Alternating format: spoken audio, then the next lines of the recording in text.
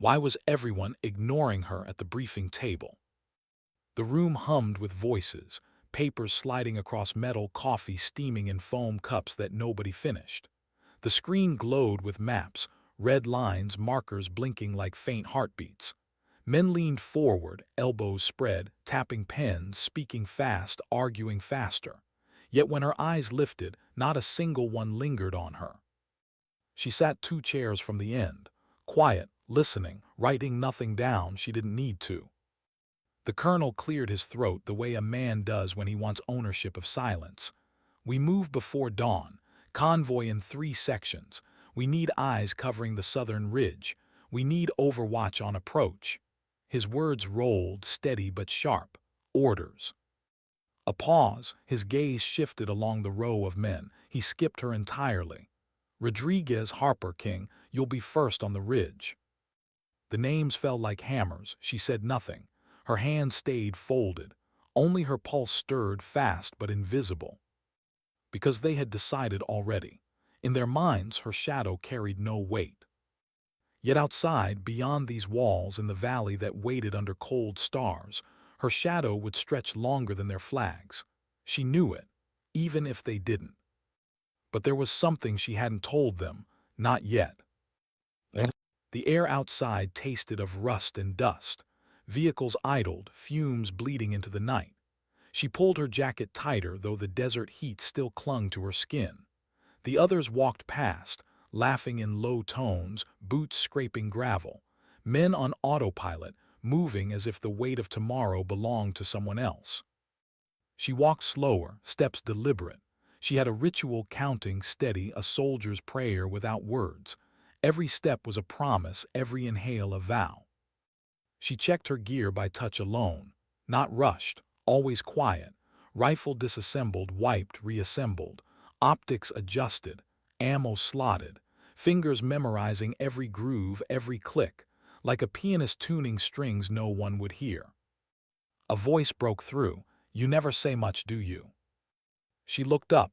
It was Harper, the one with too many stories and too little discipline. He leaned against a Humvee, helmet hanging loose in his grip, smirk hiding nerves. I say what matters, she answered, calm. Yeah, well, tonight, what matters is watching my ass, he shot back. But there was a flicker in his eyes, respect tangled with doubt. She didn't reply. Silence was her shield. Later, lying in her bunk, she couldn't sleep. She rarely did before missions. The ceiling was close, the fan overhead slicing the air into uneven rhythms. Each turn reminded her of another sailing years ago, a different night, a different life. She saw her brother's face, not in uniform, not in gear, just a boy at the kitchen table, sleeves too short, laughter spilling over burned toast. He had wanted to be here, to wear the patch, to stand among men with steel in their eyes, but he hadn't made it. She had, and she carried him with her into every shadow. But nobody here knew that. Not the colonel, not Harper, not anyone. It wasn't written in the files. It wasn't stamped on the papers that labeled her as just another sniper. It lived only in the silence between her breaths. The convoy rolled out at 03:10.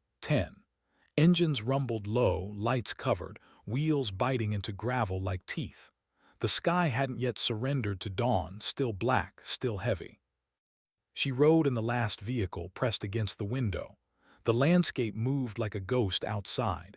Empty fields, stone outcrops, wire fences bent and forgotten. The desert was alive with silence. Her mind kept drifting back to the map on the wall. The southern ridge, Overwatch. She wasn't assigned there, not officially. They had placed her elsewhere, backline support. But she already knew. Orders would shift. Something would break. And when it did, her shadow would fall exactly where it needed to. Hours later, the valley yawned before them. Wide, exposed. The kind of place that swallowed men whole if they stepped wrong. The colonel raised a fist. Convoy halted. Soldiers spilled out, stretching legs, adjusting straps, nerves hidden behind smirks and curses. She climbed out slow. The wind carried sand into her face, stinging eyes. She squinted at the horizon. Something pulsed there, faint, wrong, not movement, not sound, just presence. A memory struck her, training days. A sergeant's voice echoing, "Trust your silence. It sees what noise forgets." She saw it now, the silence, the way birds didn't rise from the ridge, the way shadows bent slightly wrong across the rocks. Her lips parted, but she stopped herself. They wouldn't listen yet, not until the valley spoke first. "Eh?" "Set positions," Harper barked, false bravado hiding fear. Men scrambled, securing perimeters, watching skis. Radios crackled, clipped orders passing like static. She knelt, adjusted her rifle, set her scope. The glass sharpened distance into truth. Rock outcrops, dust trails, and there, just barely, the glint of something metal. Her chest tightened. Enemy watching, waiting. She lowered her rifle, breath steady. If she called it now, they'd doubt her. Again. She had lived this pattern before. So she waited, counting her own heartbeat. 1, 2, 3. The first shot came at 4. Echo cracked across the valley, tearing silence into shreds. A soldier near the front staggered, dropped. Chaos exploded, shouts, scrambling feet, hands fumbling for cover. Radios screamed alive. "Contact, contact." Her eyes didn't flinch. She had already found the source. Scope tight, target framed. Her finger eased, slow, precise, then pulled. The recoil was soft, the silence after even softer. "Target down." But she didn't cheer, didn't announce, just chambered the next round, scanning. Because the valley had only just opened its mouth. For 20 minutes, fire rained from ridges. Bullets chewed dirt, sparks kissed metal, men pressed flat behind broken stone. Orders turned to shouting. Shouting turned to panic. Through it all, she remained still, calm, each shot deliberate, breathing measured, broken only by the crack of her rifle. One enemy, then another, then silence, brief but earned. Harper crawled toward her between bursts, face streaked with dust. "Where the hell, how the hell do you see them?" His voice shook. She didn't answer, not fully, only whispered, "Listen." He frowned, confused. But she heard it, the spaces between shots, the timing, the rhythm of enemy fire. To her it was a language, and she was fluent. By dawn the valley was quieter. Smoke hung low, the air bitter. Casualties counted in whispers, names written in eyes. She sat on the ridge now, high above, her rifle across her lap, alone, watching. She hadn't been ordered here. She had climbed in silence when no one saw. Her position wasn't on the map. But from here, she had given them the cover they didn't know they needed. The colonel finally approached, helmet off, face drawn. He looked at her for a long time, then said only, "You weren't assigned to the ridge." She held his gaze, calm, "I know." A pause, his jaw tightened, then softened. "But you saved them." She looked past him, into the valley where smoke curled upward like prayers. She didn't answer. Because saving them wasn't the point. Not really. This was for someone else. Someone gone, someone she still carried. And that truth she kept to herself. Night returned before they moved again. The men spoke softer now, laughter hollow, gratitude unspoken but felt. Harper avoided her eyes, shame mixing with awe. She sat alone by the Humvee, cleaning her rifle, fingers tracing scratches that weren't there yesterday. Inside she was tired, but not broken. Because this was only the beginning. And she knew the shadows would ask more of her yet. Why did she leave the fire still burning? The others had doused theirs, ashes buried, smoke smothered. But she sat near the faint glow, boots planted in dirt, rifle resting against her knee. Flames danced in silence, licking at the night air, stubborn against the cold. She wasn't supposed to be awake. She wasn't supposed to be alone. Yet she was, again. The desert whispered differently at night. Crickets in hidden crevices. Distant dogs barking at things unseen. The wind weaving through canvas and wire, bending voices until they became ghosts. She watched it all without moving. Sleep never came easy anymore. Not here, not after what she'd seen, and not with what she carried. Earlier, when the valley fight was done, they had loaded the bodies, two of their own. Wrapped, tagged, laid gently in the back of the last vehicle. Men avoided looking too long. Quick prayers bowed heads, then silence. She hadn't said a word then, didn't now, but inside a quiet weight pressed heavier than her rifle. She thought of her brother again, how it could have been him, how it should have been him. She wondered if the others would even notice when her time came. Would they bow their heads, whisper a name they'd hardly spoken, or would they just move on, boots crunching gravel, flags waving high, pretending shadows like hers never carried the weight? The fire cracked, sparks snapping her back to now. She sighed, rubbed at her eyes. That's when she felt it, eyes on her. Harper. He stood half in shadow, half in firelight, helmet hanging loose in his hand. His face was pale, strained. He hadn't shaved. His eyes looked older than yesterday. "You don't sleep, do you?" His voice was quieter now. The bravado had burned away in the valley. She didn't answer, just poked the fire with a stick, sending sparks flying higher. "I keep seeing it," he muttered. He crouched across from her, staring into flames. Rodriguez, the way he went down, 1 second he's there, the next, his throat closed. He coughed it away. She watched him but said nothing. "I don't get how you're so calm," he went on, restless. "Like you knew it was coming, like you've been here before." She finally spoke, soft, "Because I have." His eyes flicked up, searching her face, waiting for more. But she didn't give it, not yet. Dawn broke gray, not golden, not soft, just gray, stretched across the desert sky like old canvas. Orders came down before the men could rub sleep from their eyes. The convoy would move again, north this time, into the hills. Whispers followed. Intel said a village there had gone quiet. No radio calls, no traders on the road, no smoke from kitchens, just silence, too much silence. She loaded her gear without question. Her hands moved faster now. Precise, practiced, no wasted motion. Harper watched her again, but this time he said nothing, only slung his rifle and followed. The hills were different than the valley.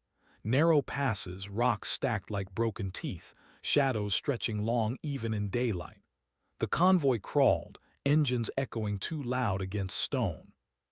She scanned constantly, scope sweeping, eyes catching details others missed. A torn cloth snagged on a branch, a trail of bootprints half buried in dust, birds circling overhead where they shouldn't. Her chest tightened. Something was wrong. But again, she kept it to herself. The colonel wouldn't want hesitation, the men wouldn't want fear, and she wouldn't give either. The village appeared at last, perched against the hillside. Mud walls, narrow alleys, doors ajar. Silent, empty. Too empty. Engines cut, boots hit dirt, the squad spread, weapons raised, eyes darting. The colonel barked orders, voice low but steady. "Check every house, move slow." She hung back, rifle steady, watching rooftops, windows, shadows. Her breath caught. There a flicker, movement behind a curtain, small, quick, not soldier, not fighter. Child. She froze. Memories surged, her brother again, younger, running through their yard with shoes untied, arms flailing. The same small shadow, alive with innocence. But here the shadow moved with fear, hiding, trembling. She lowered her rifle, heart pounding. Inside the first house they found nothing. Just overturned bowls, cold ash in stoves, blankets tossed aside. Second house, same, empty. Third house, Harper stepped in, flashlight sweeping. His beam landed on something in the corner. He stiffened. "Sir," his voice cracked. The colonel entered, eyes narrowing, then softening. 3 bodies, older civilians, no weapons. Gone too long to save. The men shifted uncomfortably. Some muttered curses, some looked away. She stood at the doorway, silent, watching. And listening. because outside in the hills beyond the village she heard it, a sound too faint for the others, the scrape of metal against rock, the whisper of boots moving where boots shouldn't be. They weren't alone. She raised her hand, signaling Harper without a word. He froze, trusted her this time. Her eyes swept the ridge, her scope tightened. And there, just above them, crouched in rock shadows figures, armed, watching, waiting. An ambush. Her throat tightened. She could shout, warn them all, but the enemy was patient, trigger fingers resting, waiting for the perfect moment. She had seconds, maybe less. She steadied her breath, aimed, and fired. Chaos erupted again. Enemy fire rained down from ridges. Men scrambled, diving for cover, shouting warnings too late. Bullets chewed mud walls, shattered clay pots, sprayed dust into choking clouds. She didn't flinch, already firing again, calculated, deliberate. Harper pulled two men into cover, shouting over the roar. His eyes found hers through smoke, and for the first time there was no doubt in them, only trust. She dropped another target, then another, but for every one she silenced, two more appeared. The village had become a cage. The colonel's voice tore through radio static. "We're pinned, hold positions, wait for support." But she knew support wouldn't come fast enough. Her eyes swept the hills, searching, thinking. And then she saw it, the path above. A narrow cut in the rock. If someone climbed, circled behind, they could break the ambush. But it was suicide, exposed, no cover. Her chest tightened again. She thought of her brother, thought of the promise she made, kneeling at his grave. To carry what he couldn't, to step where he never would. Her decision was already made. She slid from cover, moving low, fast, ignoring shouts behind her, Harper's voice calling her name. Her boots bit into the rock, hands gripping, body climbing. Bullets sparked around her. Dust filled her lungs, but she didn't stop. Every pull of muscle was a prayer, every step a vow. Halfway up she froze. A shadow loomed above, a fighter, rifle raised, aimed down at her. For a heartbeat, time stopped. Her brother's voice echoed in memory, "Don't be afraid of silence. It belongs to you." She exhaled, slow, precise, and fired upward. The shadow crumpled, fell, silence claimed him. She climbed higher. By the time she reached the ridge, her body shook with strain, hands raw, breath ragged. But she was there, behind them now. The enemy crouched, focused on the village below, unaware of the shadow that rose behind them. She steadied her rifle. One by one she broke the ambush apart, quiet, cold, unrelenting. Until the last fighter turned, eyes wide, too late. Her finger pulled. Silence followed. Down below the firing slowed, then stopped. The men rose, confused at first, then relieved. The colonel shouted orders, rallying them. Harper looked up, searching the ridge. And he saw her, silhouetted against the gray sky, rifle across her chest, breathing hard. His mouth opened, but no words came. Because words weren't needed. Her shadow said enough. When she returned to the village, boots coated in dust, the colonel met her eyes. This time he didn't skip over her, didn't ignore her. "Why?" he asked, voice low. She didn't answer right away, just walked past him into the silence of the village. Because the truth wasn't for him. It was for her brother. And she still wasn't ready to share it. That night by another fire, Harper sat across from her again. His voice was steadier now. "You saved us, again." She looked at him, said nothing.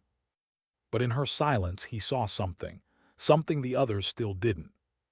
And for the first time, he didn't try to fill it with noise. He just sat there with her in the quiet. Why did the colonel keep staring at her across the map table? The room was heavy with silence, the kind that follows death. Dust still clung to uniforms. The smell of cordite and sweat hadn't faded, though the ambush was hours past. A lantern swung overhead, casting shifting shadows over the map spread flat. The men leaned in, whispering, tracing paths with rough fingers. Their voices cracked with fatigue, but their hands shook with something sharper, fear they wouldn't admit. She stood at the edge, silent as always, not leaning forward, not pointing, just watching. The colonel's eyes found her more than once, not with words, not with approval, but with something unspoken, unsettled. He knew she wasn't supposed to be alive, not after that climb, not after breaking the ambush from behind.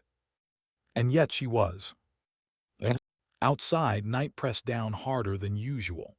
The desert felt louder, dogs barking in the distance, metal clinking against metal, boots scuffing restless against gravel. The camp never truly slept after a fight. Men laughed too loudly, smoked too much, stared at nothing too long.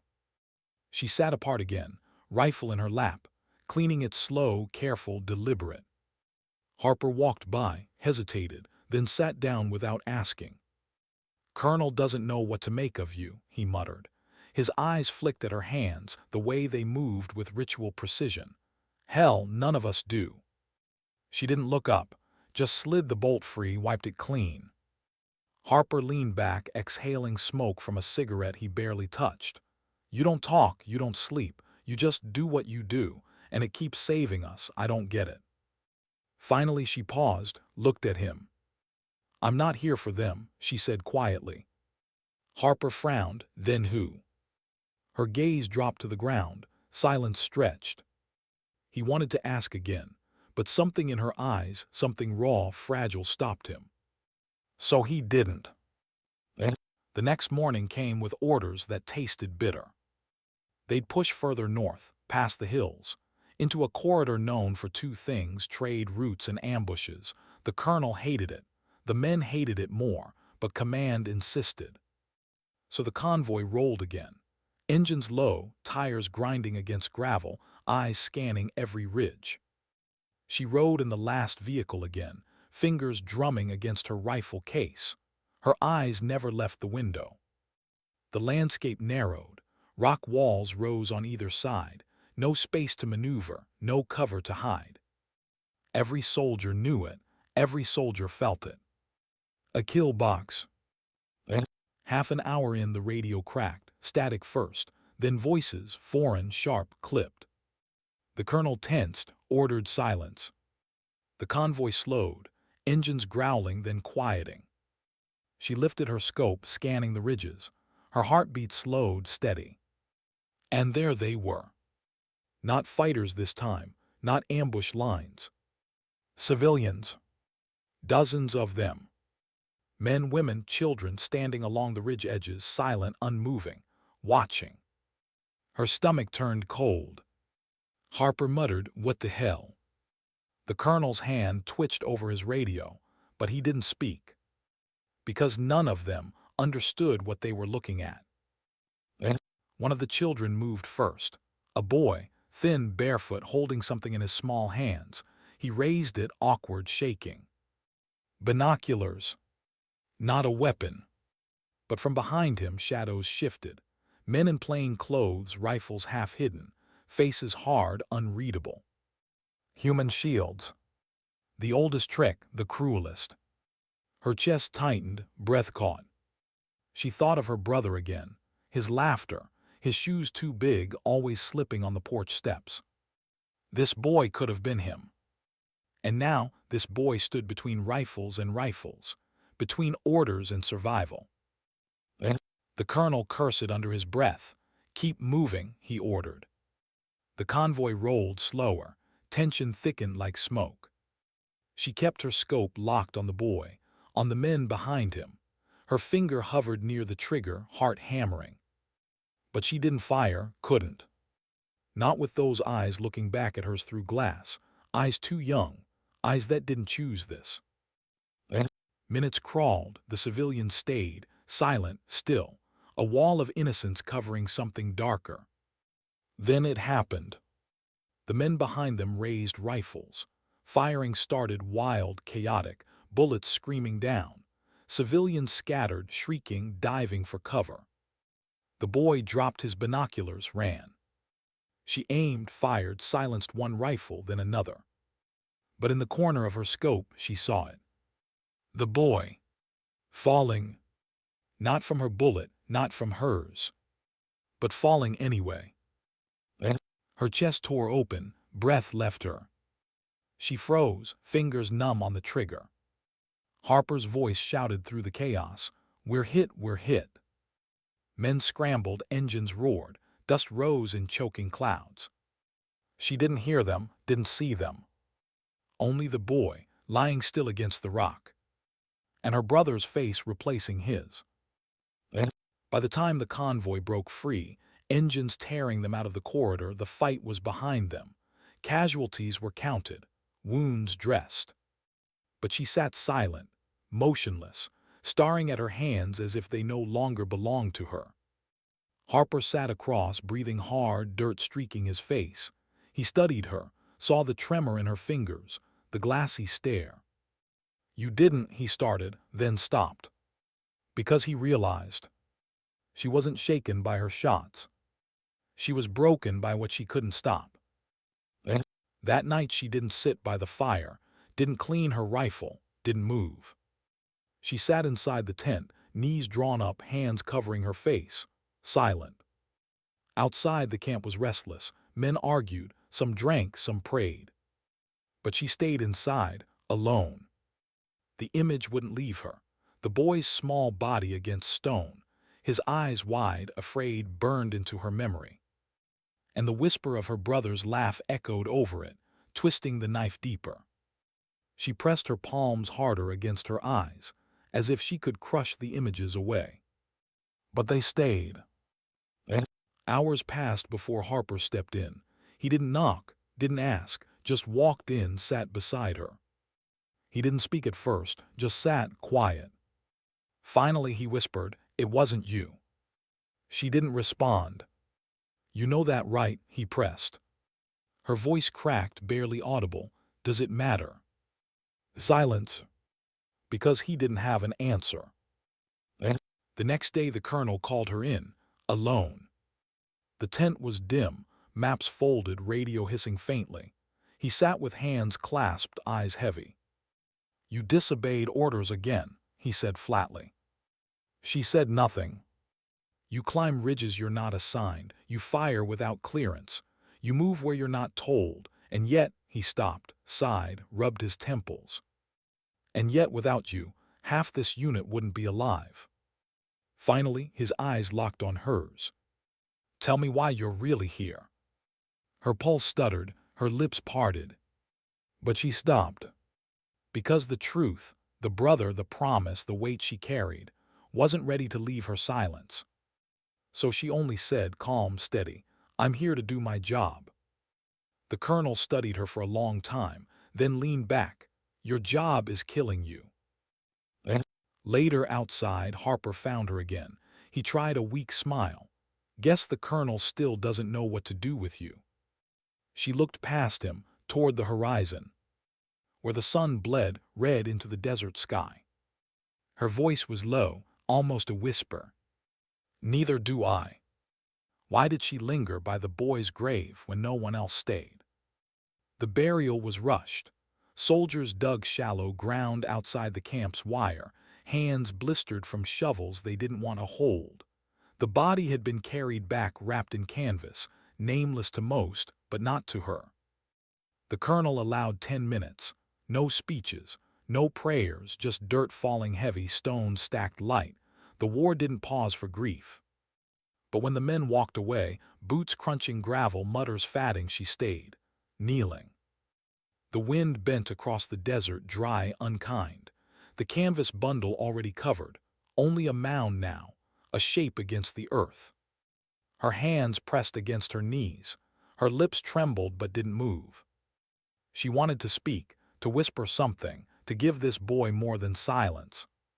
But no words came. So silence became his prayer. Harper waited nearby, arms crossed, restless. He hated silence, but something about hers held him still. He didn't interrupt, didn't push. When she finally stood, dust clinging to her knees, He fell in step beside her. "You don't even know his name," he muttered. She glanced at him, eyes tired. "Names don't change what matters." "What does matter then?" Her gaze lifted toward the horizon. The rising sun cut sharp across the hills, red against stone. "That someone remembers," she whispered. The days blurred after that. Orders pushed them further north. More patrols, more silence. The men moved like ghosts, talking less, smoking more, sleeping in fractured hours. But she noticed the change. They started looking at her differently, not past her, not through her, at her. Because when shots cracked from ridges, it was her rifle that answered first. When shadows shifted in villages, it was her eyes that caught them. When fear clawed their throats, it was her silence that steadied them. And slowly, quietly, the weight of survival leaned toward her shadow. One evening the colonel called her in again. His tent was lit by a single lamp, maps spread, radio hissing with static. He didn't look up right away, just traced lines across the paper with a tired hand.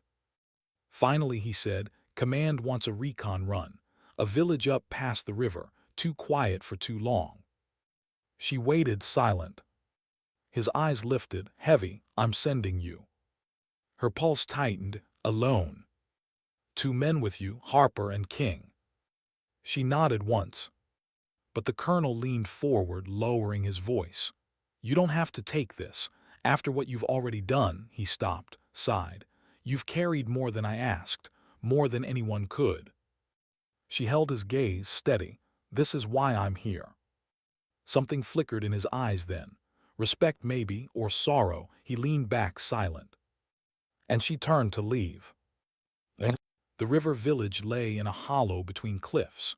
Roofs of mud brick, alleys narrow and crooked, a well at the center like an eye that never blinked.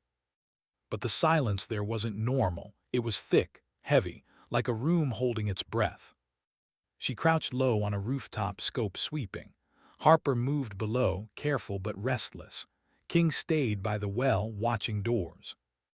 Her breath slowed. Her finger hovered near the trigger. The village looked empty. But silence has a sound. And she heard it behind one of the doors, faint, a shuffle, a breath. Her chest tightened. She signaled Harper, 2 fingers, a door. He nodded, moving in, rifle raised. She watched from above, scope locked. Harper kicked the door. It flew inward. And the silence broke.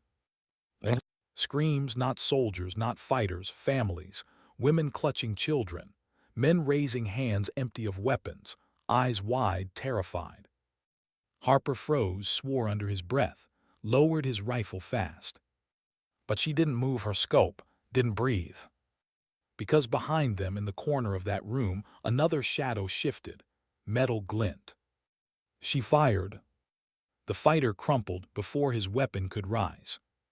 Chaos rippled through the villagers, screams higher, fear sharper.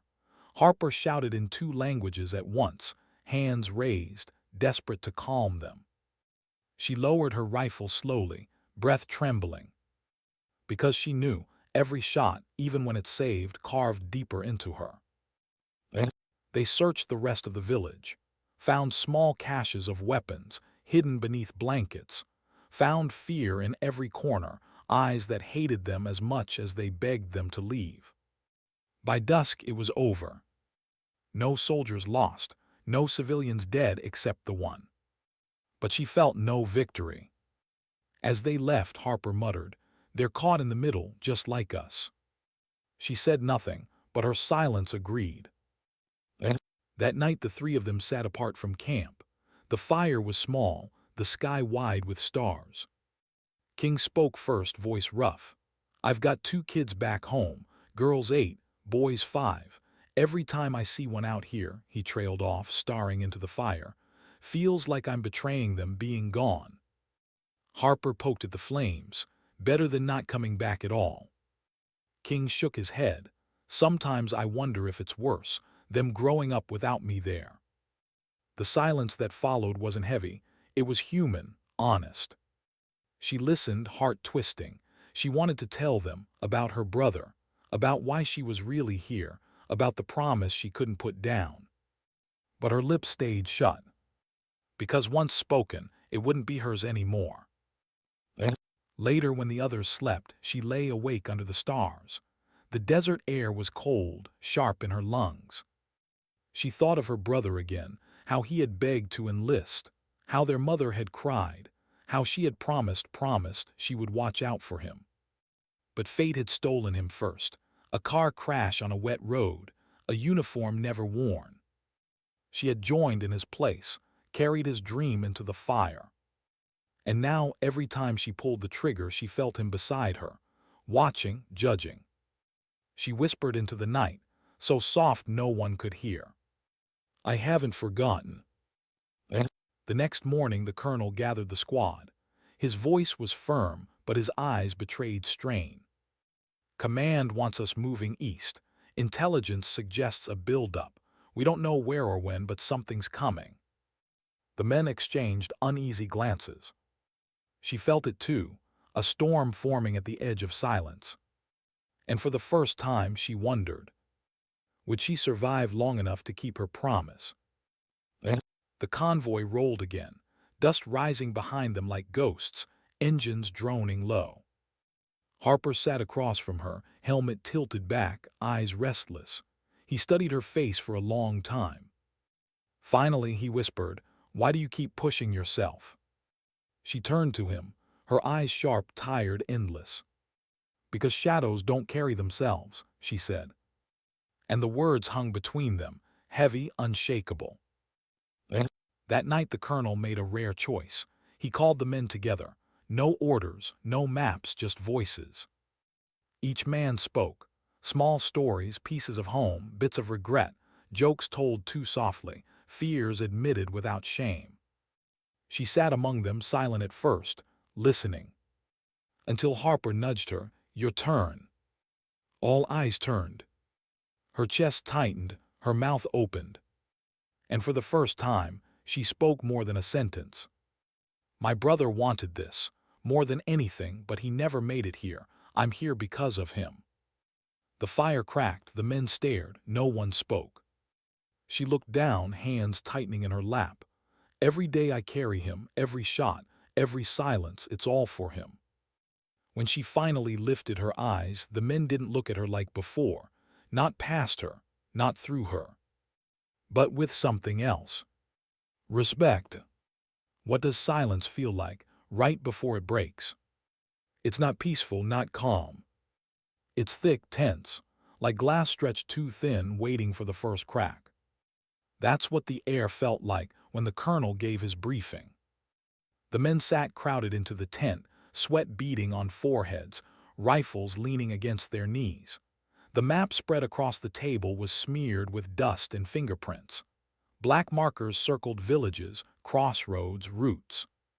"Intel says enemy movement east of us," the colonel said, voice flat. "Not scattered, not random, coordinated. We don't know when they'll strike, but they will, could be tonight, could be 3 days from now." His eyes swept the room, stopped for a breath on her, then kept moving. She felt it then, the shift, the way silence seeped into every chest, the way each man sat straighter but not stronger. Fear cloaked itself in discipline. After the briefing, Harper caught up with her outside the tent. The sun was burning low, staining the horizon red. "You think he's right?" Harper asked. She didn't answer right away. Her eyes tracked the sky, the way vultures circled far off, as if they already knew. Finally, she said, "Storm's already here. We just haven't felt the rain yet." Harper blew out a breath, shook his head. "You always talk like that, like you see something we don't." Her gaze flicked to him. "Maybe I just listen harder." That night the camp didn't sleep. Not really. Men lay on cots, eyes open, fingers tapping triggers, some whispered prayers, some smoked until their throats burned. She sat on the edge of her bunk, boots on the ground, rifle across her knees. The silence pressed on her like a weight. She thought of her brother again, of the promise whispered over a closed coffin, of the way her mother's hands had trembled when she buttoned his uniform for the burial he never earned. And for the first time she wondered, if she died here, would her mother survive another coffin? Her throat tightened, but she shoved the thought down, locked it where fear couldn't reach. The attack didn't come that night. It came at dawn. A blast ripped through the outer wall, sandbags tearing, metal shrieking, dust exploding into the air. Alarms screamed, men shouted, boots pounded the ground. She was already moving before her mind caught up, rifle in her hands, breath short, heart steady. Gunfire cracked from the ridges. Shadows spilled down the slopes, fast, screaming, rifles flashing. The camp erupted. She took position behind a wall, scope scanning. She fired. One fell, then another. Her hands moved without hesitation, but her mind tracked everything. The smell of smoke, the taste of grit on her tongue, the sound of Harper yelling somewhere to her left. Mortars thudded in the distance. The ground shuddered. The air thickened with dust and fire. Still she fired. At one point, King dropped beside her, chest heaving. Blood smeared his sleeve. "You hit?" she asked. "Not mine," he grunted, wiped it off, raised his rifle again. For a heartbeat their eyes met, his face pale, his jaw clenched. She nodded once, and they both turned back to the fight. Hours blurred, minutes stretched. The sun climbed higher, but the day felt endless. The enemy pressed harder, waves breaking against stone, and slowly stone began to crack. She saw it in the men's faces, fear-widening eyes, hands trembling even as they fired, the realization that maybe not all of them would see another sunrise. She felt it too, deep, cold, heavy. But she didn't show it, because shadows don't get to break. In a rare lull, Harper staggered toward her, sweat cutting lines through the dust on his face.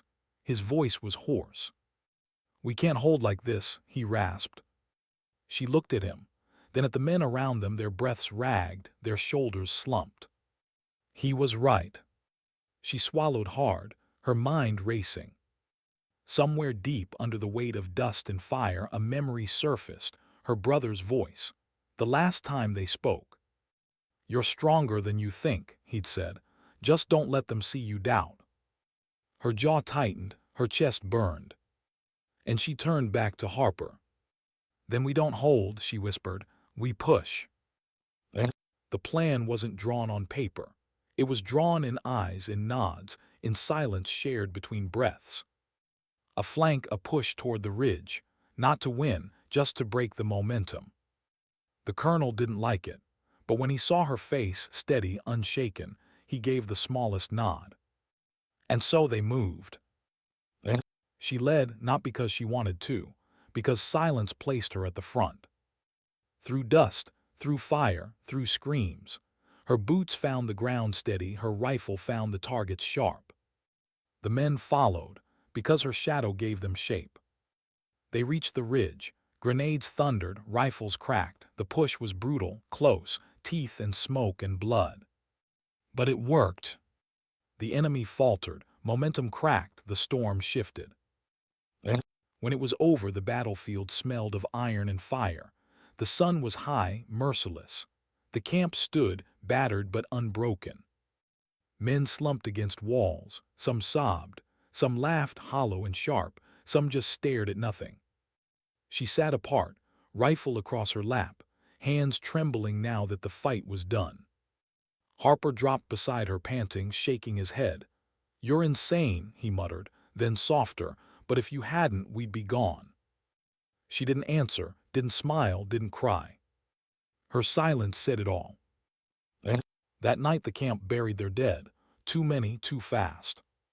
Shovels hit the earth, bodies wrapped, names murmured. She stood among them, hands folded, eyes hollow. And again she stayed long after the others left, kneeling at the fresh mounds, pressing her palms to the dirt. Her voice cracked in the dark, so quiet the wind almost stole it. "I'll carry you too." Later, as she walked back alone, Harper's voice came from the shadows. "Why do you do that? Stay behind when everyone else leaves." She stopped, looked at him. "Because someone should." He studied her for a long time, his face unreadable in the dim light. Finally, he nodded and walked beside her. When she lay down that night, exhaustion heavier than her body, one thought pulsed through her mind. The storm wasn't over. This was only the first wave. And she didn't know how many promises she could keep before the silence finally claimed her too. Why did the colonel hesitate before giving the order?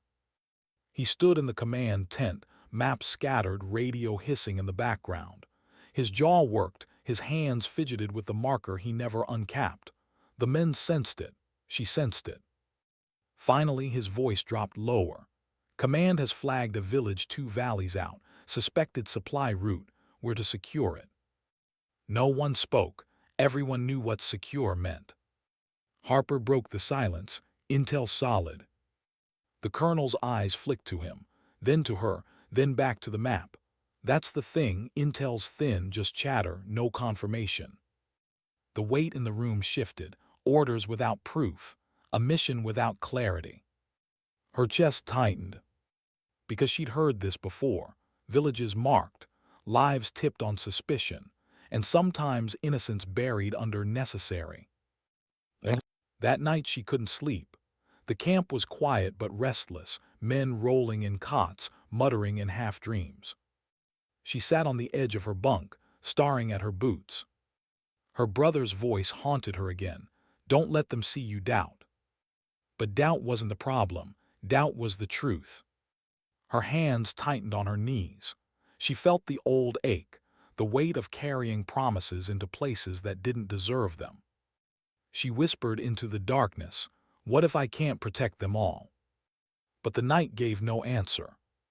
The convoy rolled at dawn, engines low, dust curling behind them. The men's eyes were sharper now, less talk, more silence. Everyone knew something about this mission was wrong. She sat in the back of the vehicle, rifle across her lap, Harper beside her. He studied her face, the way her jaw clenched, the way her eyes stayed fixed on the horizon. Finally he muttered, "You don't like this either." She didn't turn, didn't answer. But her silence said enough. The village came into view by midday. Mud walls, narrow alleys, children chasing each other near the well, women carrying baskets, smoke curling from cooking fires. It didn't look like a stronghold, it looked like life, fragile, ordinary. The colonel gave orders anyway: perimeter sweep, door checks, search for caches. She watched the men move out, rifles raised, eyes hard. Villagers froze, confusion turning to fear. Mothers clutching children, men shouting in a language the soldiers half understood.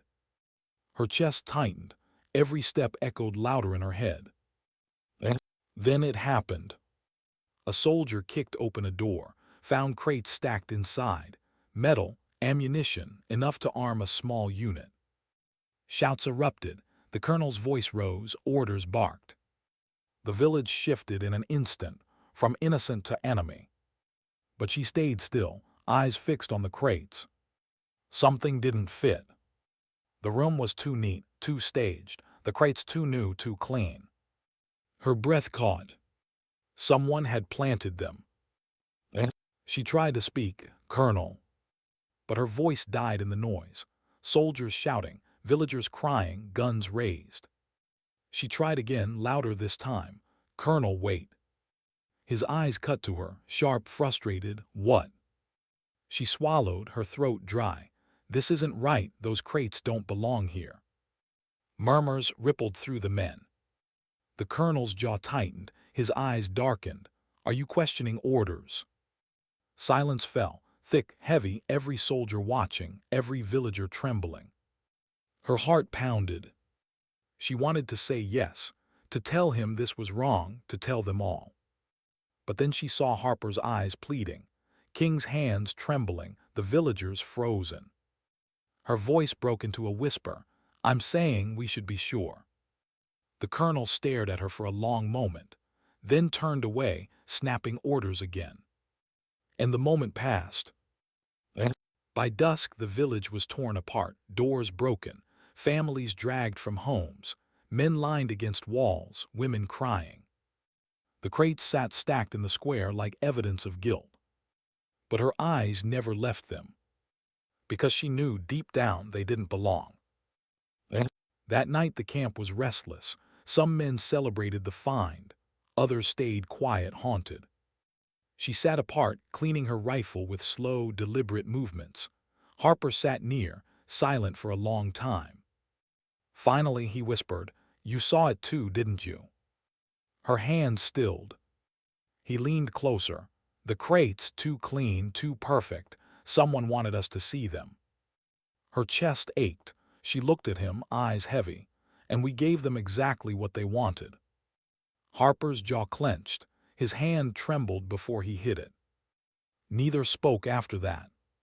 But the silence between them said everything. The next morning, command radioed back. "Good work. Supplies intercepted. Reinforcements likely disrupted." The colonel read it aloud with no emotion.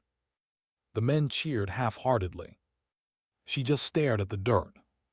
Because somewhere in that village, behind broken doors and shattered trust, children were crying into silence.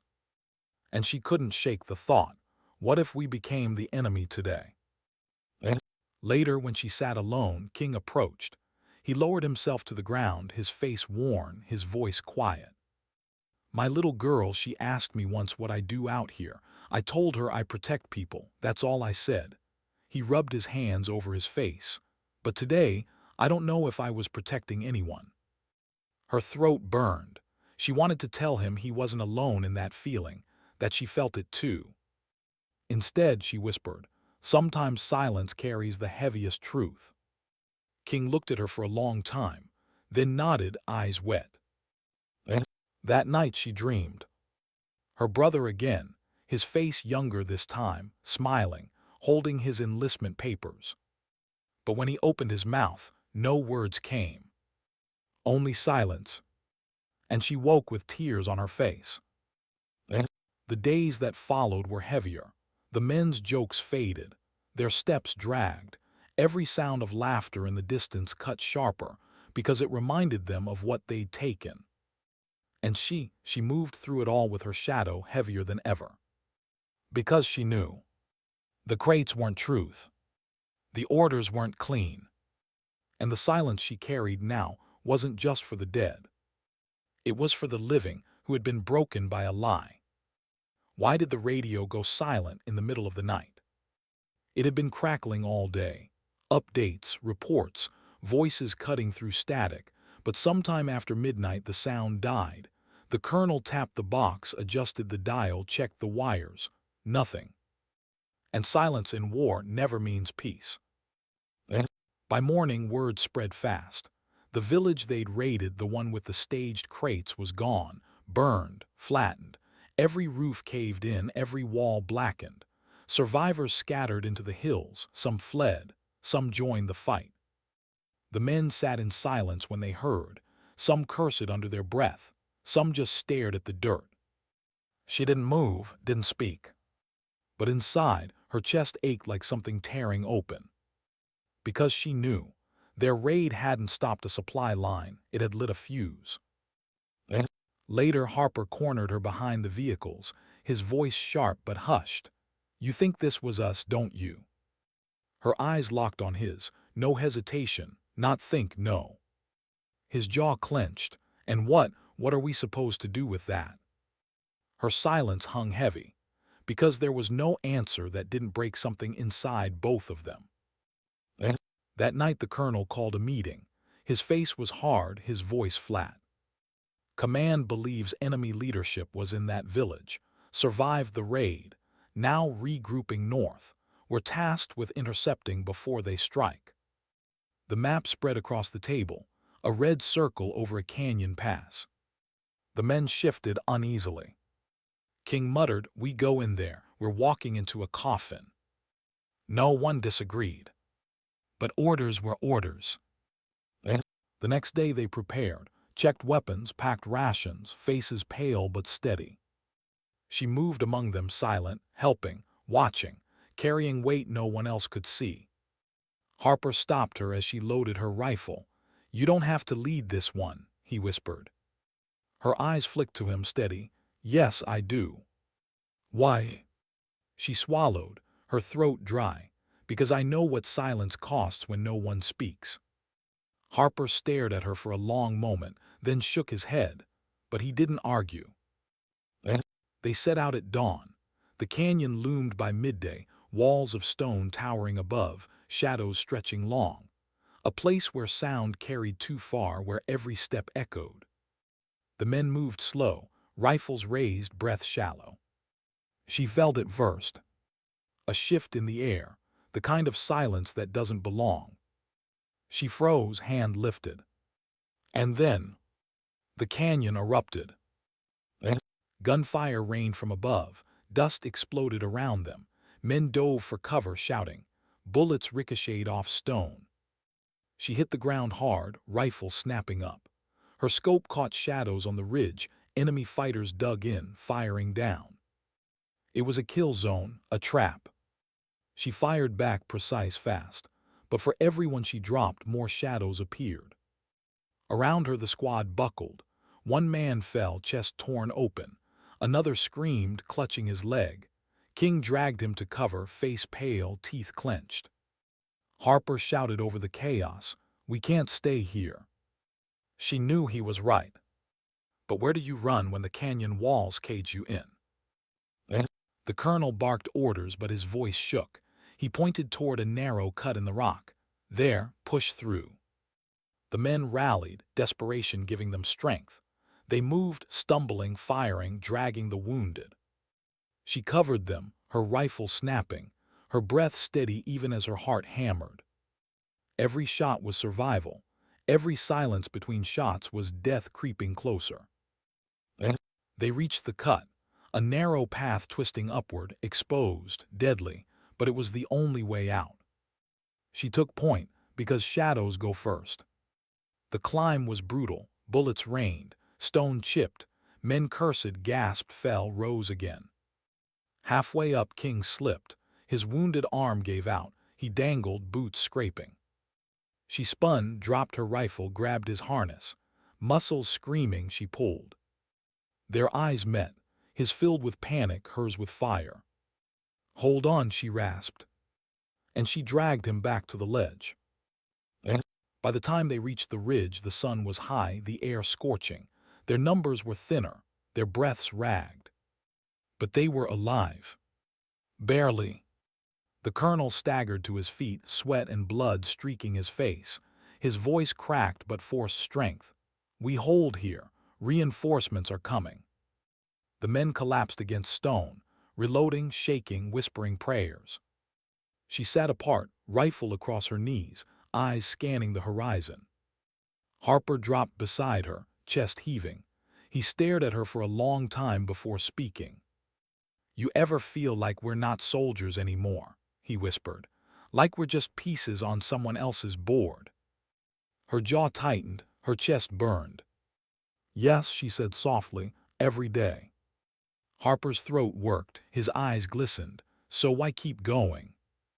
She looked at him then, really looked. And her voice broke. "Because if I stop, then his dream dies with me."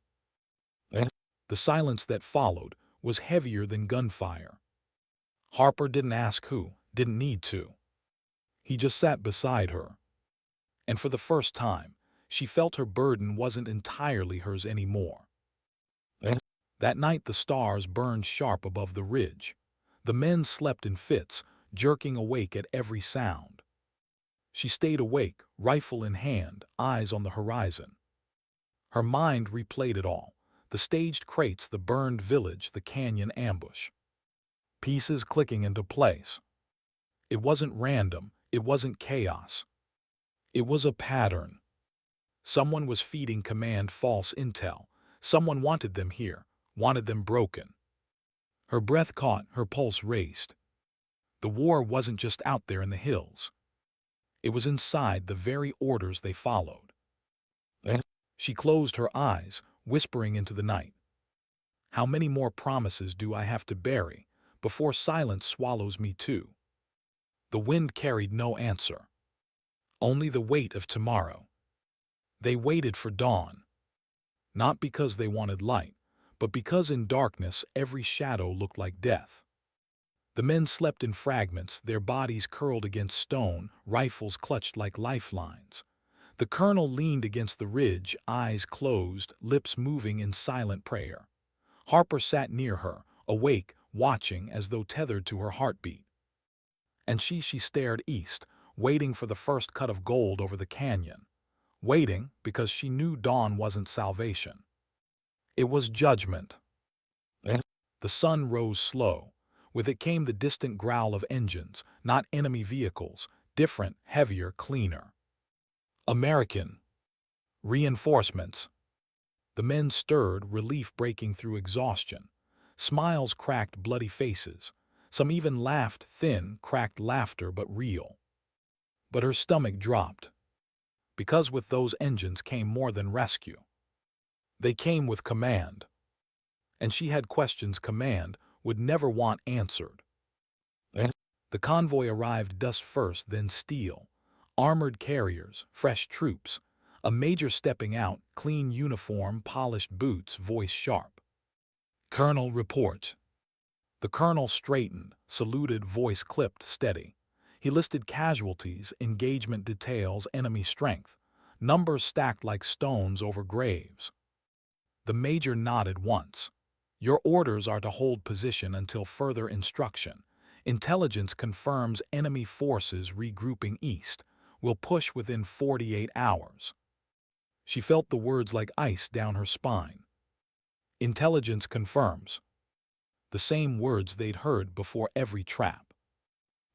She stepped forward, sir. The major's eyes flicked to her, impatience already there. Speak. Her voice cut sharp, steady. With respect, sir, your intelligence is compromised. We walked into an ambush. That wasn't bad luck. It was bait. Someone fed us lies. The major's jaw tightened. Watch your tone, Sergeant. But she didn't lower her eyes. I've buried too many brothers on the word of shadows, and I won't bury more without asking why. Silence spread. The men stared, Harper's chest heaved. King froze, eyes wide. The major stepped closer, his shadow stretching long. His voice dropped. You're out of line. Her hand curled over her rifle. Not raised, not pointed, just there. No, she whispered. I'm finally in line with the truth. Tension snapped like wire pulled too tight. The colonel's eyes flicked between them, torn. The men shifted, uncertain, breath shallow. Then Harper spoke, quiet but loud enough. She's right. Every head turned. Harper's eyes burned steady, locked on the major. We all felt it. The way we've been sent blind into fire. This isn't random. Someone wants us broken. And if you can't see that, then you're either blind or complicit. The air cracked. The major's hand twitched toward his sidearm. And in that split second she moved. Not to kill, not yet. But to make a choice. Her rifle came up, barrel steady, aimed square at the man who carried orders like chains. The men gasped. The colonel's voice thundered, Sergeant, stand down. But she didn't. Because she knew standing down meant silence. And silence had buried enough of her. The major sneered, voice venom. You point that weapon at me, Sergeant, you end your career. You end everything. Her chest rose, fell. Her voice broke, raw and fierce. Everything ended the day you turned war into theater. For a heartbeat, no one breathed. Then the major's eyes shifted, just slightly, toward the vehicles, toward the radio. Confirmation. She saw it, Harper saw it, everyone saw it. The betrayal wasn't theory anymore. It was written in his silence. The colonel stepped forward then, his face pale, voice trembling but steady. Sir, is it true?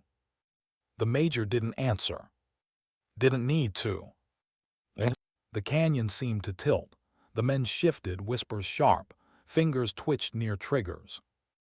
It would only take one spark. She held the rifle steady, heart hammering, every nerve screaming. And then she lowered it, not because he wasn't guilty, but because war doesn't end with another shot. It ends when someone chooses not to pull the trigger. Her voice cut through the silence. We're not pawns anymore, not yours, not anyone's. You can carry your lies back up the chain, but we, her eyes swept over the men, fire blazing, we fight for each other, not your shadow games. The men stirred. Harper's hand clenched into a fist. King's jaw set, his wounded arm trembling but steady.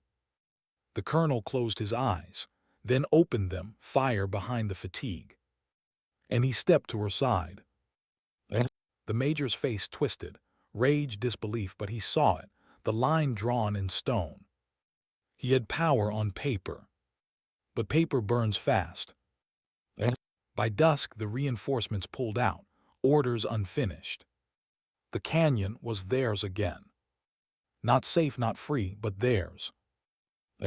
That night, under stars sharp as knives, the squad sat around a fire, small, fragile, but alive.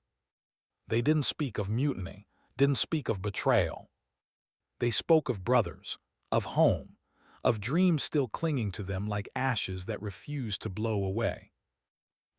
She sat a little apart as always, but this time Harper joined her. His voice was soft. You know they'll come for you, for us. Her eyes stayed on the flames. Let them. Why? Her lips curved, not a smile but something close. Because storms aren't meant to be caged, and they'll learn that. The fire cracked, the men laughed, the night stretched long. And for the first time, the silence didn't feel like death. It felt like a promise. Some wars are fought with bullets, some with lies.